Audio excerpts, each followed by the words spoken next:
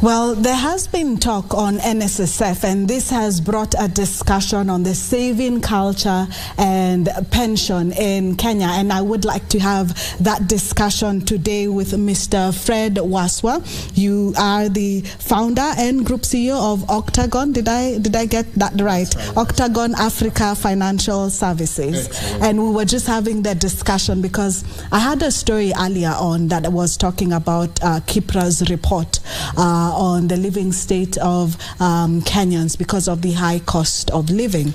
Now, during high cost of living, a lot of times people want to find out where can I cut my costs? Where should I spend less? Is this time to cut on savings and pension? Not at all. Not at all. Mm-hmm. Thank you very much. One of the items, one of the reasons why people save is not necessarily for short term. Yes. It's supposed to be a long term saving. Mm-hmm. Pension is where you save today, and in the next 30 years, you are able to access a monthly pension in terms of monthly income to replace what you are earning today.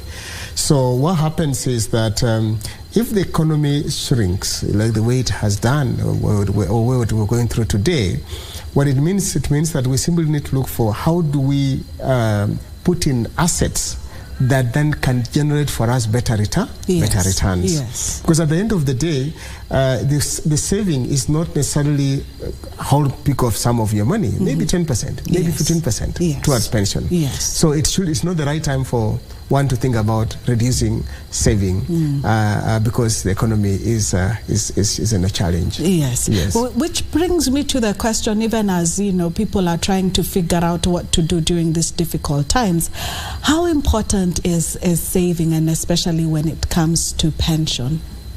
Very important, very important. The reason is that when we are working today, Cynthia, we are getting an income. And when you get that income you don't get it for life. Because at that time when you are tired, the organization will say, thank you very much. Yes. And you're no longer going to work for me. Then what happens is that you fall off payroll. So when you fall off payroll, what replaces payroll? At age 61, at age 62, and sometimes we live at age 90. So the question is, for 30 years plus, what are we going to live on? And that's why we normally encourage people that today's income should be saved for tomorrow's pension. Yes. So you should always look at it and say, whatever you're doing, even if you're not in formal employment, you are running a business.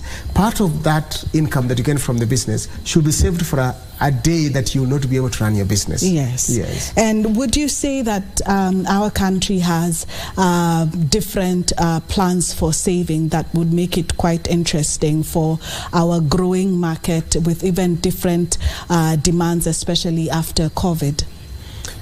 Absolutely. We may not have as very robust or quite a number of various savings plans, like, let's say, for example, the UK or US markets. But I think comparing to other African countries, I think we are doing much, much better.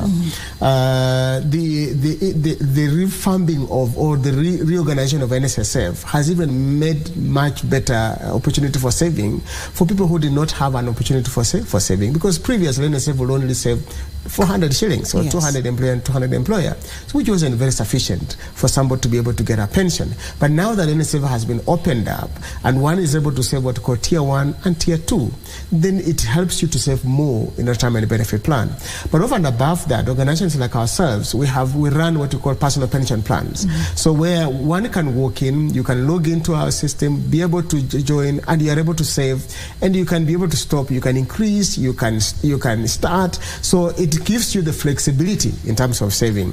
If you are a small medium enterprises, which basically are the ones running or driving the economies of countries in Africa, is that we have schemes like the umbrella funds. Umbrella funds are for small medium enterprises. They don't have to set up their own scheme because it's expensive. But you can join an umbrella fund, an existing umbrella fund, and your employees can save in that umbrella fund and get the similar benefits, tax benefits. You can get investment income, in that very particular pension fund until you retire and you get a pension at retirement. Yes, I'm glad you brought up NSSF and how it has opened up. I will be coming back to that. And I'm interested to know, yes, I know you're running Octagon, but if you are head of NSSF, what are some of the steps that you would be taking? You brought up NSSF, and I want to put you on the spot a little bit. I know you're running Octagon, but let's say you are the head of NSSF. What are some of the decisions you would be taking up right now? I'm asking this because I know a lot of times when people are facing hard economic times, they don't so much want to cut costs, but they want to cut savings. And I've been hoping NSSF would really be talking and advising people on what to do at this time. But here you are, so tell us, as an expert, if you are running NSSF, what are some of the moves you would be making? I think, thank you very much, Sanjay. I think one of the things that NSSF will do better is basically education. Mm-hmm.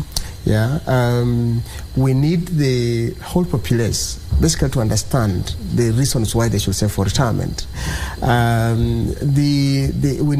We need organizations, companies, to be able to understand why their employees should save for retirement. Yes. And I think NSF can do better there. And I guess that if they did that, we'll have more people signing up for savings.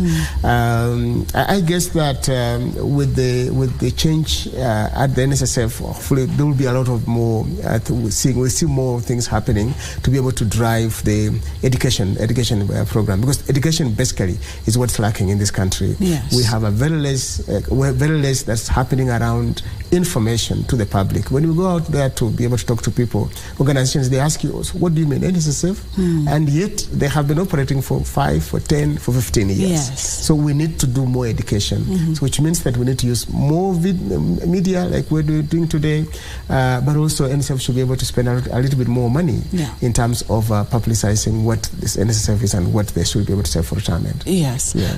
So let me make it a little bit more personal. There's someone watching you right now and is wondering, how do I continue saving? Maybe even are there ways for me to increase my savings at this time? What advice would you give them? Absolutely. If you are saving, if you have been saving, it's time to be able to increase your savings. Because why is that? Right now, because of high inflation, the returns are being eaten up, so we're getting less returns. So which means you need to put more money to be able to get a better pension.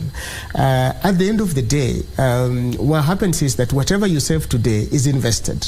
When it gets invested, you get investment income, and that investment income drives the growth of your fund, so that retirement you're able to get a monthly pension. So I would advise that it's important to save, continue saving for retirement. Yes. So maybe even this is time to look for other revenue streams so that you can still continue. Correct. Yes. Yeah, recently we were talking about skills, and one of the things is that today, unlike people who were born at our times when they weren't internet, today there is internet. There is a lot of things that can happen around internet in terms of jobs, in terms of side hustles that people can do and to increase their revenues and be able to still maintain their savings, and yet they don't get affected in terms of managing their cost. Yes. So it is time to be able to look out and say, what is it that I can do more to be able to get and be able to use for savings? Yes. And that is what we have been trying to help people to be able to make sure that they save for retirement. Yes. Yeah. Talking about the young people, are we now seeing a different culture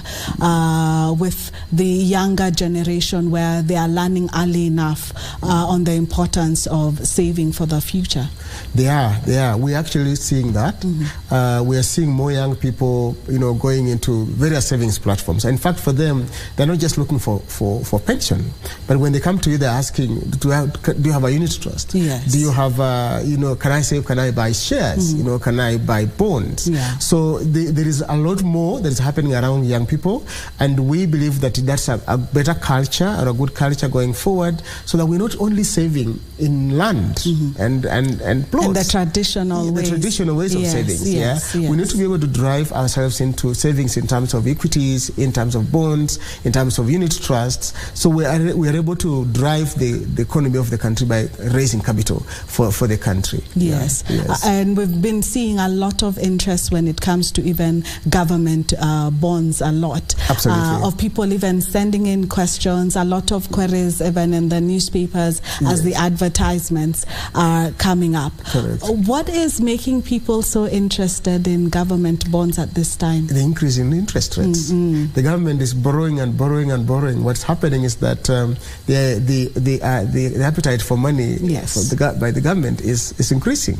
So if it does, then they must pay more to get more money from the people. So today we are talking about interest rates up in the highs of about 17, maybe we'll go 20%.